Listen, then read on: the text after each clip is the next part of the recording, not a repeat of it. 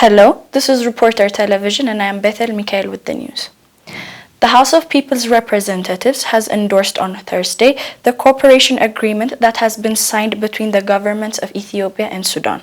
The agreement, which focuses on economic and infrastructure cooperation, was first signed in December 2013 by Prime Minister Hailemariam Desalegn and Sudanese President Omar al-Bashir in Khartoum when Hailemariam paid a state visit to Sudanese capital. According to an explanation document distributed to MPs, the agreement serves a key step that would elevate the two countries' economic relations to a more advanced one while enhancing their bilateral ties through trade, investment, and infrastructure, as well as tourism and culture. The overall details of the agreement, which has been ratified by the MPs with an overwhelming vote, mainly encompasses 5 key cooperation areas: trade, tourism and investment, intellectual property rights, energy, infrastructures, mining, water, and agriculture and environment, forestry. The European giant aircraft manufacturer Airbus has managed to deliver Africa's first A350 extra-wide-body jetliner to Ethiopian Airlines on June 28, 2016. For the past 60 years, Boeing has dominated the Ethiopian Airlines fleet. Ethiopian joined the jet age in the early 1960s by acquiring its first Boeing aircraft B720.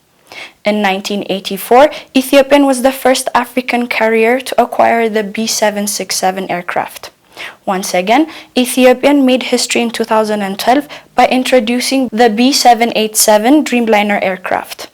Airbus, which has been trying hard to convince the management of Ethiopian to try Airbus aircraft, succeeded to join the fleet this week. The first of the 2 leased A350s was delivered to Ethiopian on June 28 in a colorful ceremony held at the Airbus Delivery Center in Toulouse, France Bellage Airport. The Airbus team, led by Tom Williams, Chief Operating Officer, handed over the twin engine wide-body aircraft to the Ethiopian Airlines Aviation Group CEO, Tolde Gebramariam. The second leased A350 will be delivered to Ethiopian in August 2016. The 12 purchased A350s will start arriving in Addis Ababa until January 2017. After a 1.5-year-long negotiations deal to join the Ethiopian textile and apparel industry, the American clothing giant Phillips Van Heusen Corporation, the American giant Vanity Fair VF, and the Swedish H&M have swayed a pool of investors who are engaged in manufacturing accessories for textile and apparel sector. Some 35 major accessories manufacturers, best known as second attire suppliers, were in town to learn firsthand about the country's investment climate and the regulatory issues. Organized by the trio and the government, the first supply chain summit was held in Addis Ababa on Tuesday, where foreign manufacturers have been given access to visit both Bole Lemi and Awasa industrial parks. Arkabe Kubaye, special advisor to the Prime Minister, told the reporter that globally renowned second attire manufacturers are expected to follow suit and join the forerunners PVH, VF, and H&M. 2 police officers and 1 Warada official were killed on Wednesday in Addis Ababa in an area commonly referred to as Qarsa Kunmanta in the Nifas Silk Lafto sub-city located in the western part of the capital.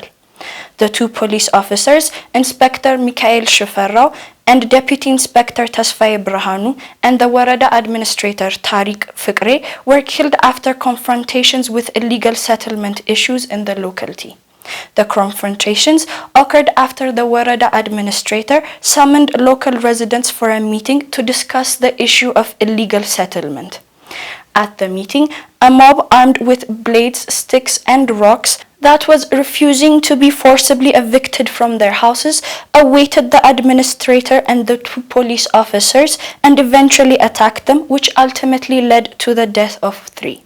According to eyewitnesses, police then arrived on the scene and arrested some 200 residents suspected of being perpetrators of the crime. Sources also told the reporter that some 40 police officers were injured during the clashes and were admitted to the police hospital where they are currently receiving treatment. That was all for today. Thank you for watching. For detailed information and exclusive interviews, make sure to go to our website, thereporterethiopia.com.